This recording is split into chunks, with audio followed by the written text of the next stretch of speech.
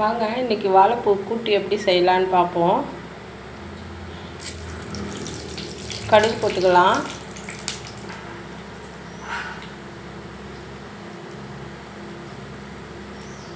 கடுகு வெடிஞ்சதும் வெங்காயம் போட்டுக்கலாம்.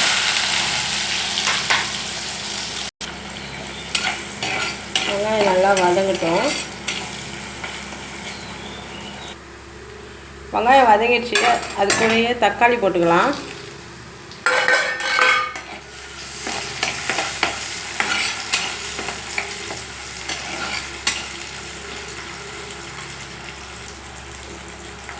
அது கூட மஞ்சள்தூள் கொஞ்சம் போட்டுக்கலாம்.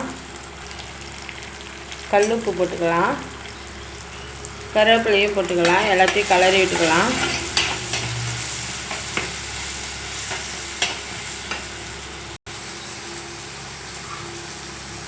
அது கூடயே வாழைப்பூவும் போட்டுக்கலாம்.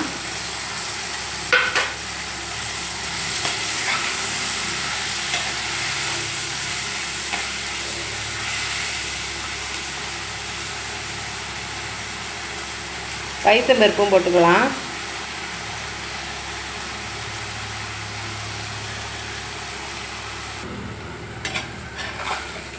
நல்லா கலரி விட்டுக்கலாம்.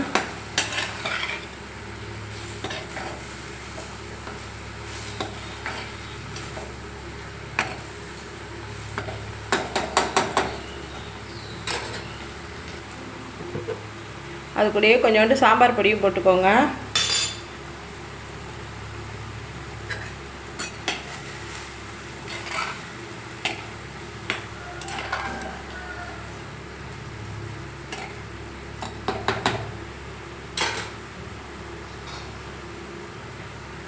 கொஞ்சமாக தண்ணி ஊற்றி வேக வச்சுக்கோங்க.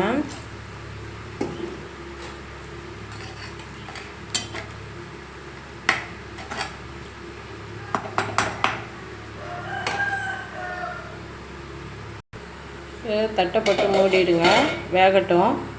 வாங்க வெந்துருச்சா பார்ப்போம்.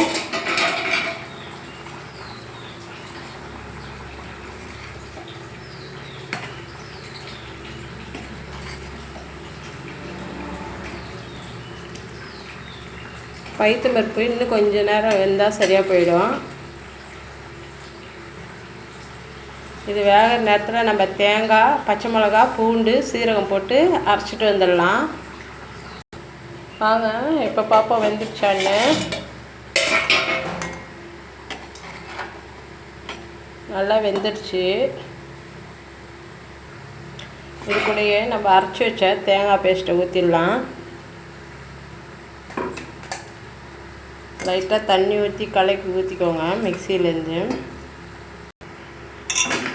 ஜாரை கழுவி தண்ணி ஊற்றிக்கோங்க.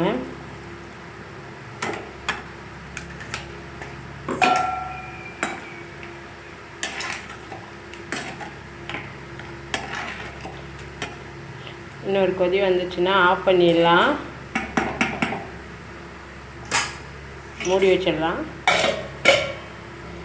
வாங்க இப்போ பார்ப்போம்.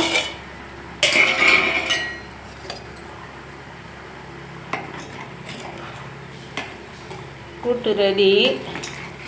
அப்படியே சாப்பாட்டில் போட்டு சாப்பிட்டுடலாம். வாங்க வாழைப்பூ கூட்டு ரெடி. கேஸ் ஆஃப் பண்ணிடலாம்.